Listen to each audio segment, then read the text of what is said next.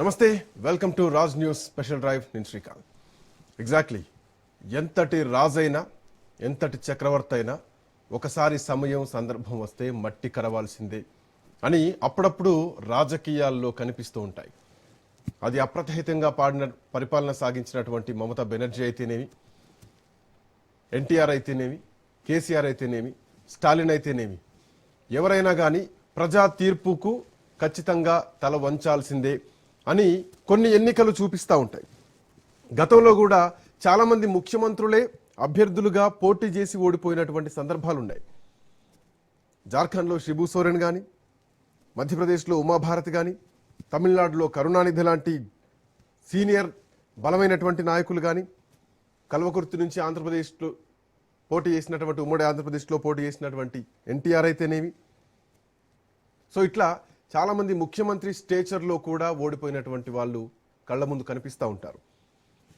But ఇక్కడ నేర్చుకోవాల్సింది ఏంటంటే, ప్రజలకు పరిపాలన సవ్యంగా ఉంటే, ఆ పరిపాలన సరిగ్గా ఉంటే ఖచ్చితంగా ప్రజలు గెలిపిస్తూ ఉంటారు. లేకపోతే ఇలాగే సువేంద్ర అధికారులు వస్తూ ఉంటారు, ఇలాగే విజయులు చరిత్రలు తిరగరాస్తూ ఉంటారు. సో ఇట్లాంటి ఓటములు చాలా పాఠాలు నేర్పిస్తూ ఉంటాయి. దానికి స్పష్టమైనటువంటి ఎగ్జాంపుల్ తమిళనాడే తీసుకోవాలి.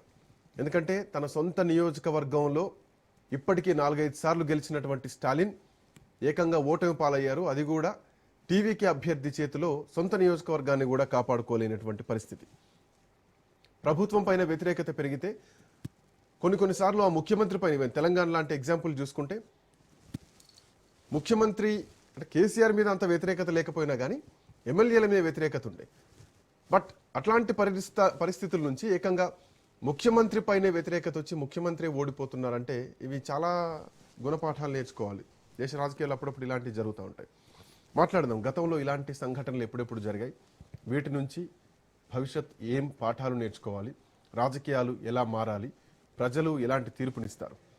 మన కోటేశ్వరరావు గారు ప్రముఖ రాజకీయ విశ్లేషకులు మనతో పాటు జాయిన్ అయ్యారు లైవ్లో. కోటేశ్వరరావు గారు నమస్తే. నమస్తే.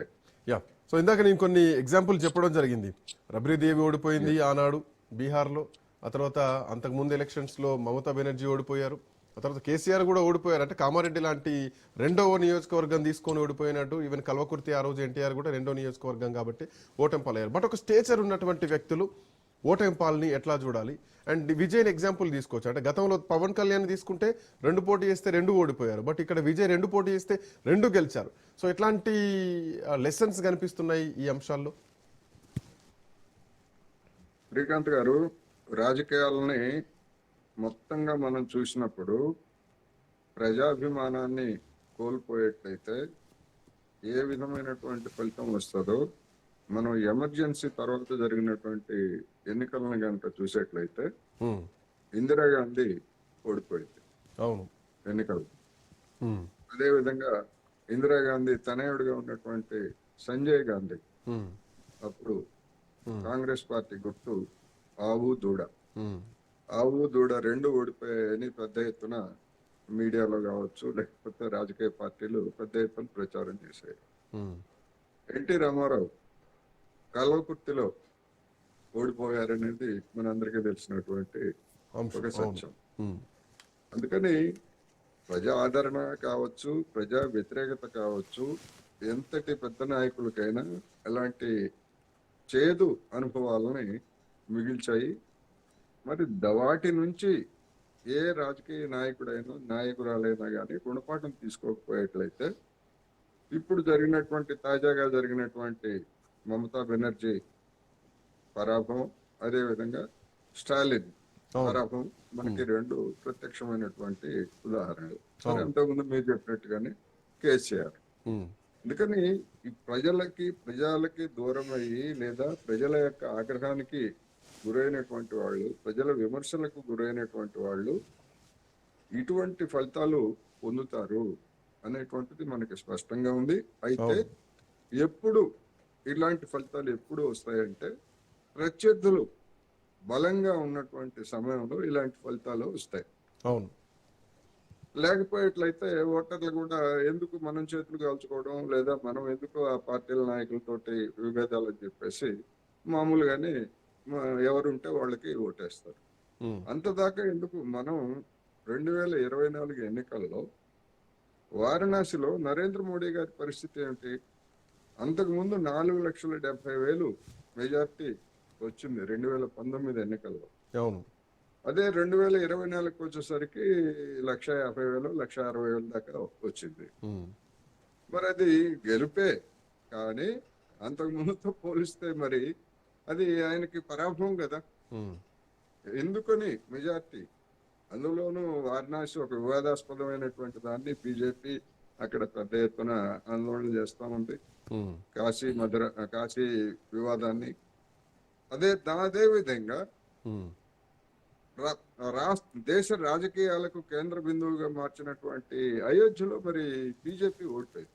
ఉమ్, అందుకని ఇలాంటి ఉదంతాలు గతంలో మనం చాలా చూసాము. ఎందుకు అంటే డిఫరెంట్ రీజన్స్, నాయకుల యొక్క వ్యవహార శైలి, తీరుతెన్నులు అనేటువంటిది కూడా మనం గమనంలో ఉంచుకోవాలి.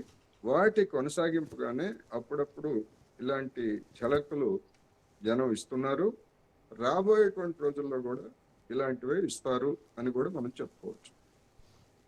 బట్ ఇదే తమిళనాడులో సార్ జానకి రామచంద్రన్ని కూడా ప్రజలు ఓడించినటువంటి చరిత్ర ఉంది. అదే తమిళనాడులో జయలలితను కూడా ఒకానొకప్పుడు ఓడించినటువంటి చరిత్ర ఉంది. అదే తమిళనాడులో ఇప్పుడు స్టాలిన్ కూడా ఓడించినటువంటి చరిత్ర ఉంది. బట్ ఇప్పుడున్నటువంటి ఈ ఓటమిని ఎట్లా చూడాలి అంటే, అటు పశ్చిమ బెంగాల్ని మమతా బెనర్జీ కోల్పోయింది, ముఖ్యమంత్రుల మీదనే భారీ ఆరోపణలు రావడం, ఇటు తమిళనాడులో కూడా స్టాలిన్ త్రుటిలో తప్పింది అనుకోవాలి పినరయ్ విజయన్ ఓటమి అనేది. అఫ్కోర్స్ ప్రభుత్వం పోయినా కానీ ఆయన గెలిచారు. బట్ ఇక్కడ ఇంతవరకు ఉన్నటువంటి రాజకీయాలు, ఇక నుంచి వచ్చేటువంటి రాజకీయాల్లో ఒక భారీ మార్పు జరగబోతోందా? అది ఏఐడిఎంకేకి ప్రత్యామ్నాయంగా టీవీకేని చూశారు కాబట్టి, సో ఇక నుంచి ఇదే ట్రెండ్ దేశం మొత్తం కూడా వెళ్ళేటువంటి పరిస్థితులు మనం అంచనా వేయొచ్చా? భిన్నమైనటువంటి సామాజిక పరిస్థితులు, భిన్నమైనటువంటి ప్రాంతాలు, అదేవిధంగా చైతన్యం కూడా భిన్నంగా ఉన్నటువంటి మన దేశంలో, దేశం మొత్తం మీద ఇదే విధంగా జరుగుతుంది అనేటువంటిది చెప్పడానికి లేదు. అయితే మనకి కొన్ని దృష్టాంతాలని కొన్నిటిని మనం చెప్పొచ్చు. ఉదాహరణకు ఎమర్జెన్సీ తర్వాత దేశమంతటా ఇందిరాగాంధీ లేదా కాంగ్రెస్ ఓడిపోతే ఆంధ్రప్రదేశ్ లో 42 సీట్లకు గాను 41 సీట్లలో కాంగ్రెస్ గెలిచింది. అవును. ఇక్కడ ఒక భిన్నమైనటువంటి తీర్పు ఇచ్చారు. అవును. ఎందుకు అంటే ఎమర్జెన్సీ అత్యాచారాలు కావచ్చు, లేకపోతే ఎక్సెస్ ఏదైతే అతిగా ప్రవర్తించినటువంటివి మిగతా రాష్ట్రాల్లో లేనంతగా జరిగినంతగా ఆ రోజు ఆంధ్రప్రదేశ్ లో జరగకపోవడానికి ఒక కారణం. అందుకని ఇక్కడ కొంతమంది కమ్యూనిస్ట్ పార్టీ సిపిఎం నాయకుల్ని, లేదా కొంతమంది ఆనాడు జనసంఘంగా ఉన్నటువంటి వాళ్ళని, లేదా ఆర్ఎస్ఎస్ నాయకుల్ని కొంతమందిని అరెస్ట్ చేసి జైల్లో పెట్టినప్పటికీ అవి ప్రధాన పార్టీలుగా ఆ రోజు రాజకీయ రంగంలో లేవు గనుక జనం కూడా పెద్దగా పట్టించుకోలేదు. అవును. రెండోది, జనం మీద జరిగినటువంటి దాడులు కూడా ఉత్తరాదితో పోలిస్తే చాలా తక్కువ ఉన్నాయి. అందుకని అదే విధమైనటువంటి పరిస్థితిని మనం చూసాం. ఇప్పుడు తమిళనాడులో విజయ్ రూపంలో వచ్చినటువంటి ఈ సంచలనాన్ని ఎట్లా చూడాలి ఏమిటనేటువంటిది అనేక మంది తమ తమ కోణాల్లో చెప్తున్నారు. అవును. ఆ కోణాలన్నింటినీ నేను చెప్పిందే కరెక్ట్ అని నేనైతే అనట్లేదు. ఎవరి వ్యూ వాళ్ళది. ఇతరులు చెప్పిన దాన్ని కూడా మనం దానిలో ఉన్నటువంటి పాజిటివ్ నెగిటివ్స్ ని కూడా మనం తీసుకోవాలనేది ఒకటి. ఎందుకు విజయ్ ఈ విధమైనటువంటి సింగిల్ బిగ్గెస్ట్ గా వచ్చాడు అనేటువంటి దానికి వచ్చేసరికి, విజయ్ పోటీ అనగానే అతనికి ఉన్నటువంటి స్టార్డమ్ చూసి అటు బీజేపీ వాళ్ళు, కాంగ్రెస్ వాళ్ళు, అన్నాడీఎంకే వాళ్ళు అందరూ అతన్ని ఉపయోగించుకోవాలని చూశారు. అవును. అయితే అతను ఏంటంటే, లేదు నేను ఎవరికి ఉపయోగపడను, నాకు ఆ పార్టీలు నాకు ఉపయోగపడాలి, నన్ను ముఖ్యమంత్రిగా చేయాలనేటువంటి డిమాండ్ మొదటి నుంచి అతనిది. అందుకని ఆ పార్టీలతోటి సర్దుబాట్లు అనేవి కూడా కుదరలేదు. ఒక దశలో మనం కనుక చూస్తే విజయ్ తోటి సంప్రదింపులకి వెళ్ళినటువంటి బీజేపీ నాయకుల్ని ఆ పార్టీ సస్పెండ్ చేసింది. మీరు కేంద్ర పార్టీ విధానానికి వ్యతిరేకంగా మీరు ఎట్లా మాట్లాడతారని సస్పెండ్ చేసింది. అటువంటి వైపరీత్యం కూడా మనం తమిళనాడులో చూసాం. అయితే అతను ఒక బలమైన శక్తిగా ప్రజాకరణ శక్తిగా ఉన్నాడు. అతని సభలకి లక్షలాది మంది వస్తున్నారు. ఇవన్నీ చూసిన తర్వాత అతన్ని బ్లాక్ మెయిల్ చేసి తమ వైపు తిప్పుకోవడానికి కేంద్రంలో ఉన్నటువంటి బీజేపీ పెద్దలు సెన్సార్ బోర్డు ద్వారా అతని సినిమాని విడుదల కానివ్వకుండా అడ్డుకున్నారు. అది పెద్ద నెగిటివ్ ప్రచారం అతనికి వ్యతిరేకంగా కేంద్రం ఉన్న డిఎంకే కావచ్చు, బీజేపీ కావచ్చు. రాష్ట్ర ప్రభుత్వానికి వచ్చేసరికి డిఎంకేకి దానిలో పెద్ద పాత్ర ఉన్నది. ఆ విధంగా చేశారు. అదే విధంగా అతని వ్యక్తిగత జీవితానికి సంబంధించి కూడా అనేకమైనటువంటి నెగిటివ్ అంశాలు చేశారు. అయితే సినిమా రంగంలో ఉన్నటువంటి వాళ్ళ గురించి, సినిమా తారలు హీరోలైనా హీరోయిన్లైనా వాళ్ళ యొక్క వ్యక్తిగత ప్రవర్తన ఎట్లా ఉంటుంది ఏమిటి అనేటువంటిది తమిళనాడులో అందరికీ తెలుసు, దేశం అంతటికీ తెలుసు. అందరికంటే తమిళనాడులో ఎక్కువగా బాగా తెలుసు. ఎందుకంటే ఆ పార్టీలే సినిమా పార్టీలు కదా. డిఎంకే అయినా సినిమా పార్టీనే, అన్నా డిఎంకే అయినా సినిమా పార్టీనే. ఇప్పుడు అంటే సార్ ఇక్కడ సినిమాను లింక్ చేస్తూ అఫ్ కోర్స్ తమిళనాడులో సినీ నటులే ముఖ్యమంత్రులు అయ్యారు, రాజకీయాలని శాసించింది కూడా వాళ్ళే. విజయ్ తోటి మళ్ళొకసారి ప్రూవ్ అయిపోయింది. ఒక ఎంజీఆర్ చరిత్రను ఇక్కడ తీసుకొచ్చారు. బట్ నేనేమంటున్నా అంటే సార్, ఎంత సినిమా స్టార్ అయినా కానీ యువతలో ఒక మార్పు కావాలని కోరుకుంటే ఖచ్చితంగా వాళ్ళు ఆ దిశగానే ఉంటారని అర్థం చేసుకోవచ్చు. ఎందుకంటే అదే తమిళనాడులో కమల్ హాసన్ ప్రయోగం చేశారు, అదే తమిళనాడులో కెప్టెన్ విజయకాంత్ ప్రయోగం చేశారు, అదే తమిళనాడులో రజనీకాంత్ అనౌన్స్ చేసి మళ్ళీ బ్యాక్ స్టెప్ వేసినటువంటి సందర్భం. సో యువతలో మార్పు వచ్చింది అనడానికి తమిళనాడు ఒక సింబాలిక్ గా కనిపిస్తోంది. ఎందుకు ఈ మాట అంటున్నా అంటే, పశ్చిమ బెంగాల్ అప్రతిహతమైనటువంటి ప్రభుత్వాలనే, కమ్యూనిస్టు ప్రభుత్వం, అంతకుముందు కాంగ్రెస్ ప్రభుత్వం, ఆ తర్వాత టీఎంసీ ప్రభుత్వం, ఇంతే. ఈ టీఎంసీ ప్రభుత్వాన్ని 15 ఏళ్ల నుంచి చూసినటువంటి యువత మారిపోయారు. ఇందులో చాలా చేంజెస్ జరిగినాయి. ఆర్జికర్ కానీ, మర్డర్లు కానీ, అక్కడటువంటి ఒక హింసాత్మకమైనటువంటి ఘటనలు కానీ, హిందూ ముస్లింల గొడవలు కానీ. సో ఒక చేంజ్ ఓవర్ జనాలు కోరుకుంటున్నారు అన్నది నాకు అనిపిస్తోంది. ఇంకా తమిళనాడుని ఎట్లా లింక్ చేయొచ్చు అంటే, పశ్చిమ బెంగాల్, తమిళనాడు, మనం కర్ణాటకలో ఎన్నికలైతే తెలంగాణ మీద ఫుల్ ఇంపాక్ట్ పడింది, 100% ఇంపాక్ట్ పడింది. సో ఇప్పుడు తమిళనాడు ఇంపాక్ట్ కూడా దేశం మొత్తం పడే అవకాశాలు లేకపోలేదా అన్నది కూడా ఒక ప్రశ్న. తమిళనాడు ఇంపాక్ట్ అనేటువంటిది దేశం మీద పడేటువంటి అవకాశాలు అయితే ఉన్నాయని నేనైతే అనుకోవట్లేదు. కనీసం ఇరుగు పొరుగు రాష్ట్రాల మీద కూడా దాని ఇంపాక్ట్ పడుతుందని కూడా నేను అనుకోవట్లేదు. మీరు ప్రస్తావించినటువంటి రజనీకాంత్, మరి విజయ్తో పోలిస్తే రజనీకాంత్ మొత్తం యావత్ దక్షిణాదికే సూపర్ స్టార్. అన్ని భాషల్లో ఆయనకున్నటువంటి పలుకుబడి, స్టార్డమ్ అందరికీ తెలిసిందే. కానీ అతనే ధైర్యం చేయలేకపోయాడు పార్టీ పెట్టడానికి. కమల్ హాసన్ కూడా మరి తక్కువ వాడేమీ కాదు, కానీ పార్టీ పెట్టి ఒక్క ఓర్ల పడ్డాడు అనేటువంటిది మన అందరికీ తెలిసిందే. విజయకాంత్ కూడా తక్కువ వాడేమీ కాదు. బయట రాష్ట్రాల వాళ్ళకి విజయకాంత్ గురించి తెలియకపోవచ్చు, కానీ తమిళనాడులో విజయకాంత్ అనేటువంటి పాపులర్ హీరో, లేకపోతే సినిమా నటు. అయినా కానీ అతను కూడా ఫెయిల్ అయ్యాడు. వాళ్ళు ఫెయిల్ అయినప్పుడు విజయకాంత్ కి విజయం సాధించడానికి వాళ్ళకి వీళ్ళకి ఉన్నటువంటి తేడా ఏమిటి అనేటువంటిదే ఇక్కడ ప్రధానమైనటువంటి చర్చ. మనం నీళ్లు మరిగిస్తే 100 డిగ్రీల తర్వాతే నీరు ఆవిరి రూపం తీసుకుంటది. అప్పటి వరకు లోపల మరుగుతా ఉంది. మనకి లోపల ఏం జరుగుతా ఉంది, నీటి లోపల ఏం జరిగింది అనేది మనకు కనిపించదు. ఆవిరి రూపంలో బయటకు వచ్చినప్పుడే అది ఎప్పుడు 100 డిగ్రీల సెంటిగ్రేడ్ తర్వాతే వస్తుంది. తమిళనాడులో కూడా అదే విధమైనటువంటి మథనం జరిగినట్లుగా నాకంతే అనిపిస్తా ఉంది. ఒకటి, డిఎంకే అంటే కరుణానిధి మరణించిన తర్వాత, లేకపోతే జయలలిత మరణించిన తర్వాత అధికారానికి వచ్చినటువంటి వాళ్ళ తీరుతెన్నులు ఇవన్నీ చూసిన తర్వాత జనంలో తలెత్తినటువంటి అసంతృప్తి అనేటువంటిది గడిచినటువంటి 5 సంవత్సరాల్లో డిఎంకే పాలన మీద, లేదా డిఎంకే నాయకుల తీరు మీద వెల్లడైనటువంటి అసంతృప్తి, దానికి ప్రత్యామ్నాయంగా ముందుకొచ్చినటువంటి అన్నా డిఎంకే లేదా బీజేపీ రాజకీయాలను కూడా జనం నిశ్చితంగా పరిశీలించిన తర్వాత మచ్చలేనటువంటి ఒక హీరో నాయకుడు చూద్దాం, ఒక అవకాశం ఇచ్చి చూద్దాం. వీళ్ళందరినీ మనం ఎప్పటి నుంచో చూస్తున్నాం కదా, గడిచినటువంటి 60-70 సంవత్సరాలుగా వీళ్ళందరినీ మనం చూస్తున్నాం, డిఎంకే అన్నా డిఎంకే వాళ్ళని. అందుకని ఒక అవకాశం ఎందుకు ఇవ్వకూడదు ఇతనికి అనేటువంటిది. అతనికి వచ్చినటువంటి ఓటింగ్ శాతం కూడా 35% మొత్తంగా చూసినప్పుడు.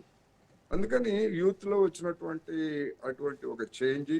రెండోది ప్రభుత్వం మీద అసంతృప్తి.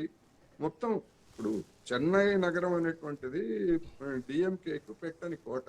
చెన్నై నగరంలో పారిశ్రామిక కార్మికులు లేకపోతే ఇటువంటి వాళ్ళందరూ ఎక్కువగా ఉన్నటువంటిది. దానికి యూనియన్లు ఉన్నాయి, అన్నీ ఉన్నాయి. కానీ అటువంటి నగరంలో కూడా మొత్తం డిఎంకే తుడిచిపెట్టుకుపోయింది అంటే వివిధ సామాజిక తరగతుల్లో యూత్ లో ఉన్నటువంటి అసంతృప్తి లేదా పెరుగుతున్నటువంటి సమస్యలు ఇవన్నీ కూడా విజయ్కి ప్లస్ అయ్యాయి. అందుకనే ఆ విధమైనటువంటి ఫలితం వచ్చిందనేది నా అభిప్రాయం. అంటే సార్, ఒక ప్రాంతానికి పరిమితం అవుతున్నారు ముఖ్యమంత్రులు, వాళ్ళ నియోజకవర్గాలకే చేసుకుంటున్నారు అన్నది కూడా కొన్ని సందర్భాల్లో ఉంటుంది. కేసీఆర్ విషయంలో సిద్దిపేటకే చేసుకున్నారు, గజ్వేల్కే చేసుకున్నారు. కామారెడ్డిలో ఓడించారంటే కేసీఆర్ గజ్వేల్ నుంచి వచ్చారు కదా, కామారెడ్డిలో ఓడించారు. Point number 1. ఇంకోటి ఏంటంటే, ఒక ముఖ్యమంత్రి మా దగ్గర పోటీ చేస్తున్నారంటే రేపు పొద్దున మా నియోజకవర్గం కూడా బాగుపడతా అన్నటువంటి ఉద్దేశం ఆ ప్రజలకు ఎందుకు రావట్లేదు అన్న పాయింట్ ఒకటి. అండ్ 1996 తర్వాత ఒక పవర్ఫుల్ సీఎంగా అప్పటికే జయలలిత ఉంది. బొర్గూరు నియోజకవర్గంలో ఓటమి పాలయ్యారు. ఈవెన్ అదే కల్వకుర్తిలో ఎన్టీఆర్ ఓటమి పాలయ్యారు. ఇదే కామారెడ్డిలో కేసీఆర్ ఓటమి పాలయ్యారు. రబ్రీదేవి ఓటమి పాలయ్యారు. చాలా మంది శిబు సోరెన్ ఓటమి పాలయ్యారు. అటు మధ్యప్రదేశ్లో కూడా ఒకనొక సందర్భంలో ఓటమి పాలయ్యారు. తమిళనాడు ఇంకా లేటెస్ట్ ఎగ్జాంపుల్. ఏమంటుందంటే, ముఖ్యమంత్రులుగా అయిన తర్వాత వాళ్ళ సొంత నియోజకవర్గాల్లో ఓటమిని ఎట్లా చూడాలి? ఇది ప్రభుత్వం మీద వ్యతిరేకతను చూడాలా, లేదంటే నియోజకవర్గ ప్రజలు కూడా వాళ్ళను వద్దనుకుంటున్నారన్నటువంటి లెక్కను చూడాలా? ముఖ్యమంత్రుల వ్యవహార శైలిలో ఎలాంటి మార్పులు వస్తే ప్రజలు ఇలాంటి తీర్పిస్తారు? ఇప్పుడు ముఖ్యమంత్రులుగా ఉన్నటువంటి వాళ్ళు ప్రాతినిధ్యం వహించినటువంటి నియోజకవర్గాలు వాటి మీద అభివృద్ధిని కేంద్రీకరిస్తారు, లేకపోతే అక్కడ ఉన్నటువంటి జనం యొక్క రూపురేఖల్ని మార్చివేస్తారు అనేటువంటిది ఒక భ్రమ మాత్రమే. నిజానికి అలా గనక అయ్యేట్లయితే ఆయా నియోజకవర్గాల్లో ఉన్నటువంటి మానవాభివృద్ధి సూచికలు ఏమిటి, లేకపోతే ఆ నియోజకవర్గాల్లో ఉన్నటువంటి దారిద్ర్యం, నిరుద్యోగం ఏమిటి, మిగతా నియోజకవర్గాలకి ఆ నియోజకవర్గాలకి ఉన్న తేడా ఏమిటి అనే ఆ విధమైనటువంటి అసెస్మెంట్ తోటి ఎవరైనా పరిశోధనలు చేస్తే అసలు విషయాలన్నీ కూడా బయటకు వస్తాయి. అవును. ముఖ్యమంత్రి అధికారం ఉంది కనుక కొన్ని పైలట్ ప్రాజెక్టులు లేకపోతే కొన్ని పరిశ్రమలు ఇట్లాంటి వాటిని పెట్టించుకోవచ్చు. దాన్నేమి నేనే కానీ అవి ఒక్కటే ఆ నియోజకవర్గాల్లో ఉన్నటువంటి మౌలిక సమస్యలన్నింటినీ పరిష్కరించినటువంటి దాఖలాలు మనకి ఎక్కడా లేవు. ఉదాహరణకు జలగ వెంగళరావు ఈ రాష్ట్రంలో ఉన్నటువంటి ఒక ప్రధానమైనటువంటి ముఖ్యమంత్రిగా చేశాడు. చెన్నారెడ్డి కావచ్చు, పివి నరసింహారావు కావచ్చు. మరి వాళ్ళు ప్రాతినిధ్యం వహించినటువంటి నియోజకవర్గాలు అప్పుడు ఎలా ఉన్నాయి, ఇప్పుడు ఎలా ఉన్నాయి? మామూలుగానే ఉన్నాయి. ప్రత్యేకమైనటువంటి ఏమీ ఉండవు. అందుకని ఒక ప్రాంతంలో ఒక నియోజకవర్గమో ఒక జిల్లానో ఆ విధంగా మొత్తం రూపురేఖలు మారిపోయేటువంటి వ్యవస్థ కానీ అది ఎక్కడా ఉండదు. ఈవెన్ మనకి చైనాలో సోషలిస్ట్ వ్యవస్థ అని మనం చెప్పుకుంటున్నాము, అది అక్కడ అమలు జరుగుతుంది. అయినా కానీ దక్షిణ చైనాకి పడమటి చైనాకి ఉన్నటువంటి తేడాలు ఏమిటనేటువంటిది వాళ్ళే చెప్తున్నారు ఇప్పుడు. అన్ని చోట్ల అభివృద్ధి అనేటువంటిది ఏకరూపంలో లేదు అని. అందుకని ప్రముఖులు ప్రాతినిధ్యం వహించేటువంటి నియోజకవర్గాల పరిస్థితి కూడా అంతే. అందుకనే మీడియా ఇట్లాంటి వాటి మీద ఒక ప్రత్యేకమైనటువంటి ఒక సర్వే, ఒక సమగ్రమైనటువంటి విశ్లేషణలు చేస్తే అనేకమైనటువంటి ఆసక్తికరమైనటువంటి అంశాలు వెలుగులోకి వస్తాయి. అందుకనే జనంలో ఉన్నటువంటి అసంతృప్తిని ముందే చెప్పినట్టుగా ప్రత్యామ్నాయంగా ఎవరైనా ముందుకు వస్తే ఎవరైనా కానీ ఓడిపోతారు. అది వాస్తవం.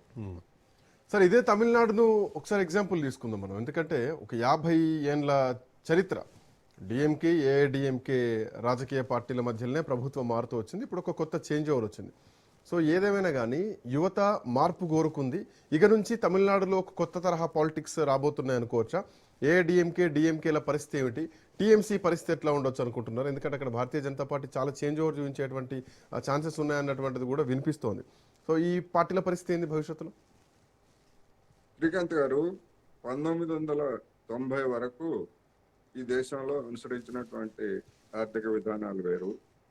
1990 నుంచి అనుసరిస్తున్నటువంటి ఆర్థిక విధానాలు వేరు. అప్పటి వరకు కేంద్రంలో ఎవరు అధికారంలో ఉంటే డిఎంకే అయినా కాంగ్రెస్, అన్నా డిఎంకే అయినా కాంగ్రెస్ తోటి జతకట్టాయి, బీజేపీ తోటి కూడా జతకట్టిన సందర్భాలు ఉన్నాయి. ఎందుకు అంటే కేంద్రంతో సఖ్యతగా ఉంటే కేంద్రం నుంచి పెట్టుబడులు వస్తాయి లేదా పరిశ్రమలు వస్తాయి అనేటువంటి నేరేటివ్ అప్పుడు పెద్ద ఎత్తున నడిచింది. ఇప్పుడు ఆ కేంద్రం 1990 దశకం నుంచి పెట్టుబడులు పెట్టడం నిలిపేసింది. ఉమ్, ఆ తర్వాత హైదరాబాద్ లో కావచ్చు, బెంగళూరులో కావచ్చు, చెన్నైలో కావచ్చు, ఒక రక్షణ రంగానికి సంబంధించినటువంటి కొన్ని పరిశ్రమలు, అదేవిధంగా ఎరువులకు సంబంధించినటువంటి కొన్ని పరిశ్రమలు తప్ప మిగిలినటువంటి ప్రభుత్వ రంగ పరిశ్రమలను పెట్టడం అనేటువంటి పెట్టుబడులు పెట్టడం ఆపేసినాయి. ఉమ్, అందుకని ఓవర్ ఏ పీరియడ్ తమిళనాడులో కూడా ఇంకా కేంద్రంలో సఖ్యతతో ఉంటే ఏమొస్తుంది?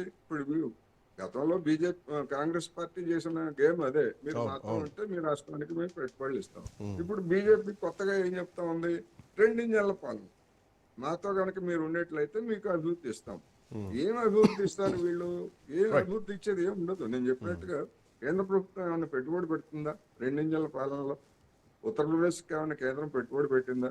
రైట్. గుజరాత్కి ఏమైనా పెట్టుబడి పెట్టిందా? ఉమ్, ఏం లేదు కదా. ఉమ్, అందుకని ఆ నేరేటివ్ అనేటువంటిది క్రమంగా అంతరించిపోతా ఉంది. ఉమ్, ఆ నేరేటివ్ అంతరించిపోయిన తర్వాత రెండోది, తమిళనాడులో ఉన్నటువంటి ఒక ప్రత్యేకమైనటువంటి పరిస్థితి ఏమిటంటే ఉమ్, ద్రావిడ అనేటువంటి ఒక అస్తిత్వ భావం. రైట్. ఆ అస్తిత్వ భావం అనేటువంటిది కూడా క్రమంగా అంతరించిపోతుంది. Right sir. సో మేబీ మీరు అన్నట్టు మహిళా అస్తిత్వ భావం అంతరించిపోతుంది అనడానికి యువతలో మార్పు వచ్చింది. ఇప్పుడు విజయ్ గెలుపు రూపంలో కొంత కనిపిస్తోంది కూడా వాస్తవానికి. మనకు కనిపిస్తా ఉంది కదా, Right. మనకు Conclude, కనిపిస్తా ఉంది కదా. అందుకని అస్తిత్వ భావనలు అనేటువంటివి అవి కొంతకాలం 1-2 సార్లు పనిచేస్తాయి. తెలంగాణ అస్తిత్వ భావన అనేటువంటిది బీఆర్ఎస్ పార్టీకి 2 సార్లు అధికారం ఇచ్చింది. పాయింట్. ఇప్పుడు మళ్ళా కవిత గారు కానీ లేకపోతే అదే బీఆర్ఎస్ కానీ మరొకరు కానీ మళ్ళా తెలంగాణ సెంటిమెంట్ ముందుకు తీసుకొస్తే రైట్. అది వర్కౌట్ అవుతుందా అంటే రైట్. 100% వర్కౌట్ కాదు. రైట్. థ్యాంక్ యూ కోటేశ్వరరావు గారు, థ్యాంక్స్ ఫర్ జాయినింగ్. సో ప్రజలు తలుచుకుంటే అది ఎవరైనా కానీ, ఎమ్మెల్యే అయినా, మంత్రి అయినా, ముఖ్యమంత్రి అయినా, ప్రధానమంత్రి అయినా మట్టి కనిపిస్తారని చెప్పడానికి స్టాలిన్ ఎగ్జాంపులే, మమతా బెనర్జీ ఎగ్జాంపులే ప్రధానంగా కనిపిస్తుంది. చరిత్రలో ఇంకా చాలామంది ఉన్నారు. జయలలిత కానీ, రబ్రీదేవి కానీ, ఎన్టీఆర్ కానీ, కేసీఆర్ కామారెడ్డిలో పోటీ చేసినటువంటి కేసీఆర్ కానీ, ఏదైనా కానీ ప్రజా తీర్పే అంతిమం అన్నది తమిళనాడు, పశ్చిమ బెంగాల్ ఎన్నికలతో స్పష్టంగా కనిపిస్తుంది. That's all for now. Next updates continue అయితే కీప్ వాచింగ్ రాజ్ న్యూస్.